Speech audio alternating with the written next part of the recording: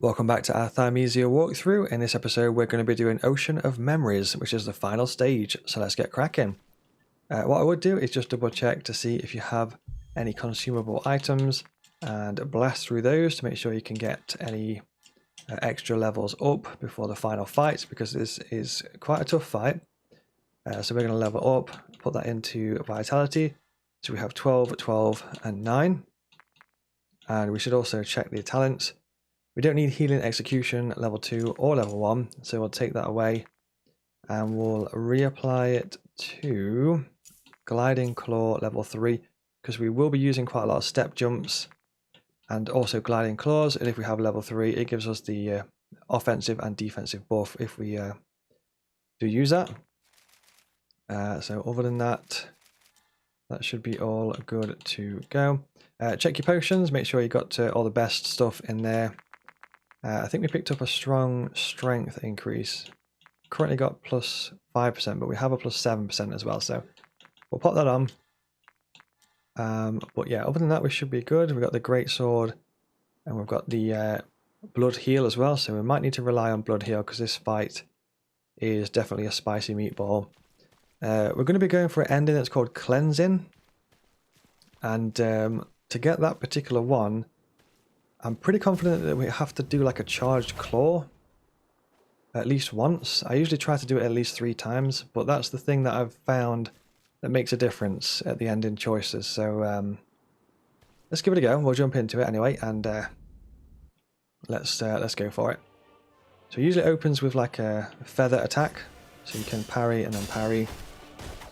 And the standard saber attacks like that is kind of like a particular rhythm. So you kind of get used to the rhythm of the parries on that after a little bit of time. It does quite a lot of damage to his health as well if you can get those parries. We do ideally need some charged claws, so I'm going to try and get some of those. So I'm going to try and knock him down and then charge. For this one, if he does like the quick claws, I actually just back up for that one. So we've got 2 charge claws into him. I'm going to try for a 3rd if possible. Obviously that also gives us a plague weapon to use on him. He does hit really hard, so just be careful. So we're just going to back up and play it safe there. And that's why we're bringing the blood heal as well, just in case, because we will probably smash through quite a lot of potions. He's got 2 phases, so once again just same kind of thing. I'm going to go for a charge claw just to make sure that we get the ending that we're actually going for. That Great Sword does massive damage, and we can Great Sword again. Gone for his quick claws, so for that one we're just going to back up and get out of the way. Got to be careful. The saber attacks do insane damage. Have to be really careful with those.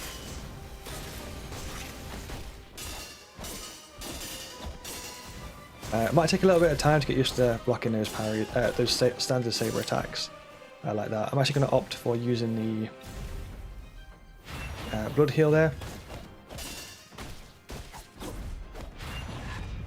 Up and B if you can do. Just be careful of that spear attack. Up and B if you can do.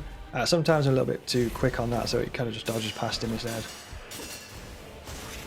It's all about the claw at this point, so he's got his quick claws. Just going to back up. And that one, double claw. Just need to be very careful with that combo because it hits like a truck.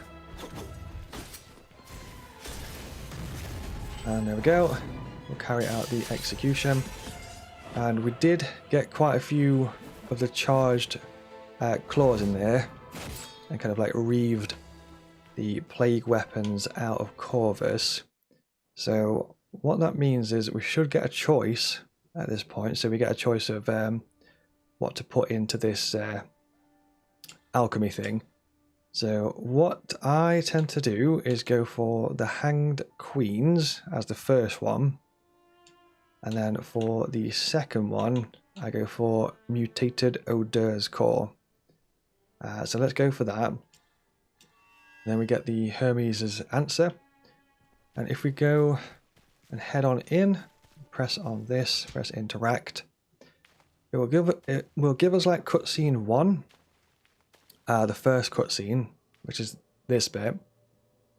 And the things that I've tested, I've tried doing this a few times, and it tends to give me a different ending if I don't reave the plague from Corvus in that fight. So we definitely did reave the plague. So it always gives us this particular bit here. And that happens. And then usually if I choose those options and also reave the plague, Corvus tends to step forward here. This particular bit, it just steps forward just there, and it plays this extra scene here.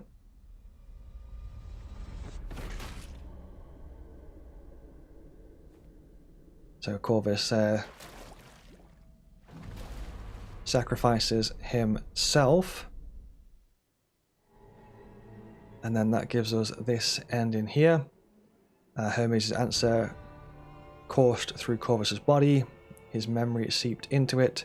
The giant tree spread this newfound energy throughout the land, and a harmonious balance of pure and vile blood was bestowed upon all beings. So that is that ending there. And that's the one that gives you like a bit of an extra scene where Corvus sacrifices himself like that. You also get an option now if you want to press, is this the truth, yes or no. Either way, it should be fine. You just kind of load in your game again, and you can drop yourself into any stage. But other than that, that is the game. There's loads more video game tutorials, boss guides and walkthroughs on my channel. Some videos have just popped up right now, feel free to check them out and give them a click. I've covered loads of games such as Elden Ring, Sekiro, Bloodborne, Dark Souls 3, Neo 2, Ninja Gaiden and loads more. Hopefully you enjoyed this video, thank you very much for watching and I'll see you in the next one.